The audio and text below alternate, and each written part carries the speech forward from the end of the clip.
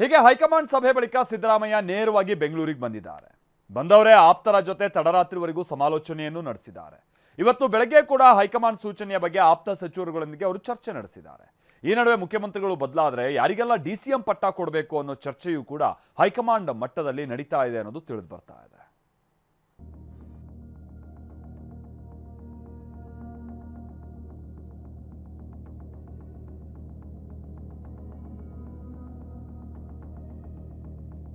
Climax ಹಂತ ತಲುಪಿದ ಕಾಂಗ್ರೆಸ್ ಪಟ್ಟದ ಪಗಡೆಯಾಟ. ಸಿಎಂ ಸ್ಥಾನಕ್ಕೆ ಪರಮೇಶ್ವರ ಹೆಸರು ಪ್ರಸ್ತಾಪಿಸಿದ ಸಿದ್ದರಾಮಯ್ಯ. ಕಾವೇರಿ ನಿವಾಸಕ್ಕೆ ಆಪ್ತರ ದೌಡು, ಹಿರಿಯ ಸಚಿವರೊಂದಿಗೆ ಸಿಎಂ ಚರ್ಚೆ.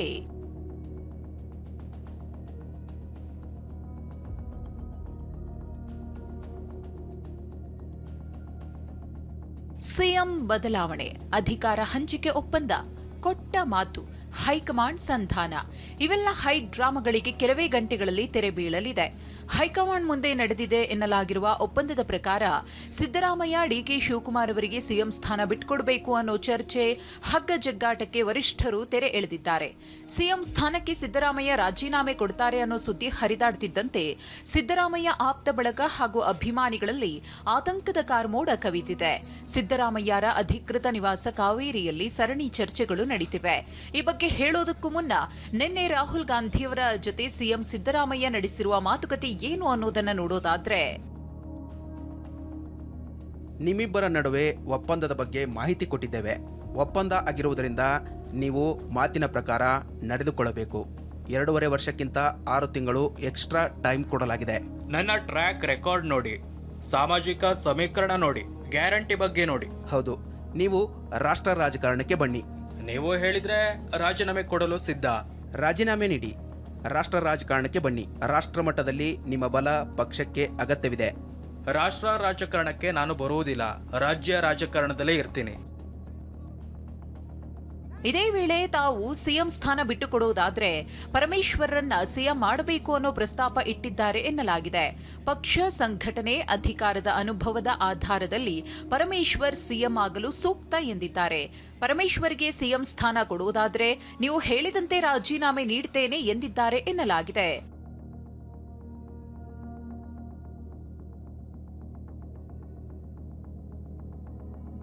ನಿನ್ನೆ ಹೈಕಮಾಂಡ್ ಜೊತೆ ಮಾತುಕತೆ ಮುಗಿಸಿ ದೆಹಲಿಯಲ್ಲಿದ್ದಾಗಲೇ ಸಿದ್ದರಾಮಯ್ಯ ರಾಜೀನಾಮೆ ನೀಡುತ್ತಾರೆ ಅನ್ನೋ ಸುದ್ದಿ ಕಾಡ್ಗಿಚ್ಚಿನಂತೆ ಹರಡಿದೆ. ಇದಾದ ಬಳಿಕ ಬೆಂಗಳೂರಿಗೆ ಬಂದ ಸಿದ್ದರಾಮಯ್ಯ ತಡರಾತ್ರಿಯವರೆಗೂ ಆಪ್ತ ಸಚಿವರು, ಶಾಸಕರ ಜೊತೆ ಸಮಾಲೋಚನೆ ನಡೆಸಿದ್ದಾರೆ. ಹೈಕಮಾಂಡ್ ಜೊತೆ ನಡೆದ ಮಾತುಕತೆಯ ವಿವರದ ಬಗ್ಗೆ ಆಪ್ತರ ಜೊತೆ ಹಂಚಿಕೊಂಡು ಚರ್ಚೆ ಮಾಡಿದ್ದಾರೆ.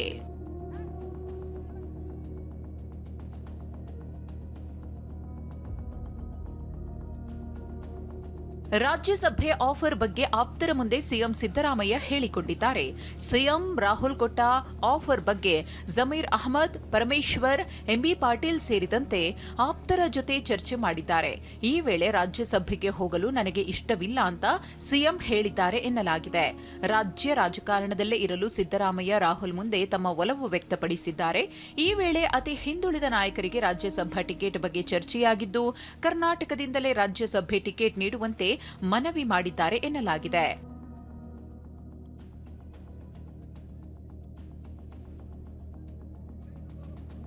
ಇನ್ನು ಬೆಳಕು ಹರಿಯುತ್ತಿದ್ದಂತೆ ಸಿಎಂ ಮನೆ ಸರಣಿ ಮೀಟಿಂಗ್ನ ಕೇಂದ್ರವಾಗಿ ಮಾರ್ಪಟ್ಟಿತ್ತು. ಬೆಳಗ್ಗೆ 30ಕ್ಕೂ ಹೆಚ್ಚು ಶಾಸಕರು, ಸಚಿವರು ಸಿಎಂ ಮನೆಗೆ ದೌಡಾಯಿಸಿ ಚರ್ಚೆ ನಡೆಸಿದ್ದಾರೆ.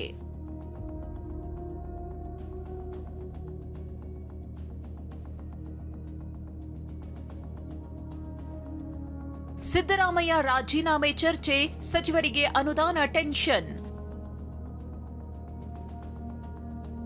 ಮತ್ತೊಂದೆಡೆ ಸಚಿವರಿಗೆ ಮತ್ತೊಂದು ಟೆನ್ಷನ್ ಶುರುವಾಗಿದೆ. ಇಲಾಖೆಗಳ ಕೆಲಸ ಇನ್ನೂ ಬಾಕಿ ಇವೆ. ತಾವು ಈಗಾಗಲೇ ರಾಜೀನಾಮೆ ಕೊಡಬೇಡಿ ಅಂತ ಸಚಿವರು ಸಿಎಂಗೆ ಮನವಿ ಮಾಡಿದ್ದಾರೆ. ಸಿದ್ದರಾಮಯ್ಯ ನಾಳೆಯೇ ರಾಜೀನಾಮೆ ಕೊಟ್ಟರೆ ಯಾವುದೇ ಕೆಲಸಗಳು ಆಗುವುದಿಲ್ಲ, ಅರ್ಧಕ್ಕೆ ನಿಲ್ಲುತ್ತವೆ. ಈ ಬಗ್ಗೆ ಸುರ್ಜೇವಾಲಾ ಅವರ ಜೊತೆ ಮಾತನಾಡಿ ಅಂತ ಹೇಳಿದ್ದಾರೆ. ಆದರೆ ಸಚಿವರ ಮನವಿಗೆ ಸಿಎಂ ಸಿದ್ದರಾಮಯ್ಯ ಆಸಕ್ತಿ ತೋರಿಲ್ಲ. ಹೀಗಾಗಿ ಕೆಲ ಸಚಿವರಿಗೆ ಟೆನ್ಷನ್ ಡಬಲ್ ಆಗಿದೆ. ಅಂದ್ರೆ ಒಂದು ಕಡೆ ಸಚಿವ ಸ್ಥಾನ ಕಳೆದುಕೊಳ್ಳುವ ಭೀತಿ, ಮತ್ತೊಂದು ಕಡೆ ಅನುದಾನ ಸಿಗದೇ ಇರುವ ಆತಂಕ ಎದುರಾಗಿದೆ. ಜಾತಿ ಸಮೀಕರಣ ಆಧರಿಸಿ 4 ಡಿಸಿಎಂ ಆಯ್ಕೆ ಬಗ್ಗೆ ಚರ್ಚೆ.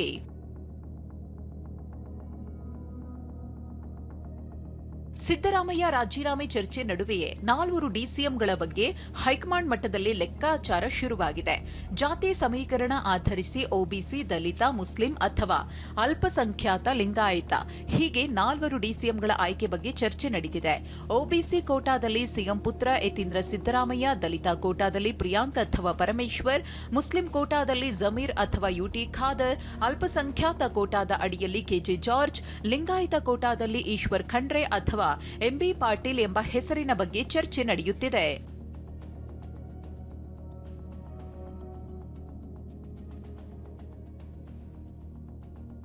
ಸಿಎಂ ರಾಜೀನಾಮೆ ಚರ್ಚೆ ಬೆನ್ನಲ್ಲೇ ಸಿದ್ದರಾಮಯ್ಯ ಆಪ್ತರು ಸಭೆ ಮೇಲೆ ಸಭೆ ನಡೆಸುತ್ತಿದ್ದಾರೆ. ಸಿಎಂ ಮನೆಗೆ ದೌಡಾಯಿಸಿದ ಕೆಲ ಸಚಿವರು, ಶಾಸಕರು ಪ್ರಮುಖ ವಿಚಾರಗಳ ಬಗ್ಗೆ ಚರ್ಚೆ ನಡೆಸಿದ್ದಾರೆ. ಇವೆಲ್ಲ ಬೆಳವಣಿಗೆಗಳ ಅಸಲಿ ಚಿತ್ರಣ ನಾಳೆ ಸಿಗಲಿದೆ. ಸಿಎಂ ರಾಜೀನಾಮೆ ಕೊಡ್ತಾರಾ ಅಥವಾ ಡಿಕೆ ಶಿವಕುಮಾರ್ ಬರ್ತಾರಾ, ಪರಮೇಶ್ವರ್ ರಾಜ್ಯದ ನೂತನ ಸಿಎಂ ಆಗ್ತಾರಾ ಅನ್ನೋದು ನಾಳೆ ಗೊತ್ತಾಗಲಿದೆ. ಪ್ರಮೋದ್ ಜೊತೆ ಅನಿಲ್, ಟಿವಿ9 ಬೆಂಗಳೂರು. ಸೊ ಇಷ್ಟೆಲ್ಲ ಬೆಳವಣಿಗೆಗಳು ನಡೀತಾ ಇರುವಂತಹ ಸಂದರ್ಭದಲ್ಲಿ ಡಿ ಕೆ ಶಿವಕುಮಾರ್ ಅವರ ನಡೆ ಏನಿದೆ? ಸದ್ಯ ಅವರು ದೆಹಲಿಯಲ್ಲೇ ಇದ್ದಾರೆ, ಹೌದು, ಮತ್ತೊಂದು. ಬಟ್ ಅವರ ನಿವಾಸದ ಬಳಿ ಅವರ ಬೆಂಬಲಿಗರು ಪಟಾಕಿ ಸಿಡಿಸಿ ಸಂಭ್ರಮಿಸ್ತಾ ಇರೋದನ್ನ ನೀವು ನೋಡಬಹುದಾಗಿದೆ. ನೋಡಿ, ಇದು ಸದಾಶಿವನಗರದ ಬಳಿಯ ಅವರ ನಿವಾಸದ ಬಳಿಯ ಸನ್ನಿವೇಶ. ಭಾಳ ಮೂಟೆಯಲ್ಲೇ ಪಟಾಕಿ ತಂದಿದ್ರು. ಅಂಥ ಪಟಾಕಿಗಳನ್ನೆಲ್ಲ ಬಿಚ್ಚಿ ಅಲ್ಲಿ ಪಟಾಕಿ ಹೊಡೆದು ಅಲ್ಲಿ ಕೆಲವರು ಇದ್ದಾರೆ ನೋಡಿ, ಅಲ್ಲಿ ಅವರು ಆ ಸಂಭ್ರಮಾಚರಣೆಯಲ್ಲಿ ಇರುವಂತಹ ಮಂದಿಯನ್ನು ನೀವು ಅಲ್ಲಿ ಗಮನಿಸಬಹುದಾಗಿದೆ. ಸದಾಶಿವನಗರದಲ್ಲಿ ಇವತ್ತು ನಾವು ಕಾಣಬಹುದಾಗಿದ್ದಂಥ ಸನ್ನಿವೇಶ. ಆಮೇಲೆ ಬಂದು ಅಲ್ಲೆಲ್ಲ ಕೆಲವರು ಹೆದರಿಸ್ತಾ ಇದ್ದಾರೆ, ಯಾಕಿಲ್ಲಿ ಪಟಾಕಿ ಹೊಡಿತಾ ಇದ್ದೀರಾ ಅಂತ. ಅಂದರೆ ರೆಸಿಡೆನ್ಷಿಯಲ್ ಏರಿಯಾ, ಅಕ್ಕಪಕ್ಕ ಕಾರ್ಗಳಿದ್ದಾವೆ. ಏನೋ ಒಂದು ಇಬ್ಬರು ಬಂದು ಹಿಂಗೆ ಪಟಾಕಿ ಹೊಡೆದು ಘೋಷಣೆ ಕೂಗ್ತಾ ಇದ್ರು. ಆ ಸಂದರ್ಭದಲ್ಲಿ ಕೆಲವರು ಬಂದು ಅದನ್ನು ತಡೆಯುವಂಥ ಪ್ರಯತ್ನ ಮಾಡಿದ್ರು. ಅವರ ಅಭಿಮಾನಿಗಳಿಗೆ ಸಹಜವಾಗಿ ಇದೊಂದು ಖುಷಿಯ ಸಂದರ್ಭ. ಇದು ರಾಮನಗರದಲ್ಲೂ ಕೂಡ ನೀವು ಇಲ್ಲಿ ನೋಡ್ತಾ ಇದ್ದೀರಾ. ಡಿ ಕೆ ಶಿವಕುಮಾರ್ ಅವರ ಪರವಾಗಿ ಅವರ ಅಭಿಮಾನಿಗಳು ಘೋಷಣೆಗಳನ್ನು ಹಾಕ್ತಾ, ಪಕ್ಷ ಕಟ್ಟಿದಂಥ ವ್ಯಕ್ತಿ, ಪಕ್ಷನಿಷ್ಠ, ಸೊ ಅಂಥವರಿಗೆ ಮುಖ್ಯಮಂತ್ರಿ ಸ್ಥಾನ ಸಿಗ್ತಿರುವಂಥದ್ದು ನಮ್ಗೆ ಭಾಳ ಖುಷಿ ಸಂಗತಿ ಅಂತ ಹೇಳಿ ರಾಮನಗರದಲ್ಲೂ ಕೂಡ ಕಾಂಗ್ರೆಸ್ ಕಾರ್ಯಕರ್ತರು ಸಂಭ್ರಮಾಚರಣೆಯಲ್ಲಿ ತೊಡಗಿದ್ದಾರೆ.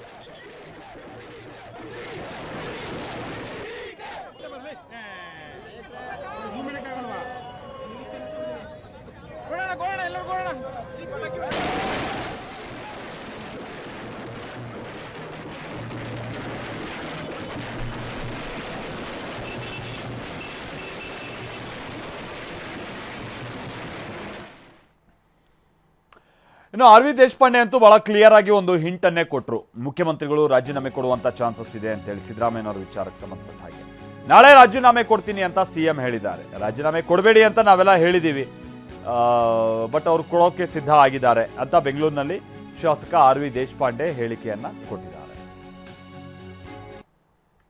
ಸೊ ನನ್ಗನ್ಸುತ್ತೆ ನಾಳೆನೇ ಅವ್ರು ರಾಜೀನಾಮೆ ಕೊಡ್ಬೋದು ಅಂತ ಅವ್ರು ಹೇಳಿದ್ದಾರೆ. ಏನ್ ಹೇಳಿದರೆ ಬನ್ನಿ ಕೇಳೋಣ. I think he may resign. CM has already decided to resign.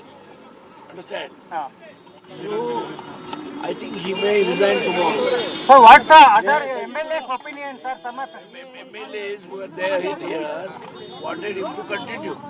He decided, I have given a word to High Command. CM has already decided to resign. Understand? So I think he may resign tomorrow. So what's the other MLA's opinion, sir? Some MLAs who were there here wanted him to continue. He decided, I have given a word to High Command. I have to respect that word. I have not suggested anything to him. Only discussed. I told him it is better you continue, but he said no, I have already committed to High Command, and hence I am resigning. who is the next CEO of Karnataka, sir? I don't know. The High Command will decide. CM has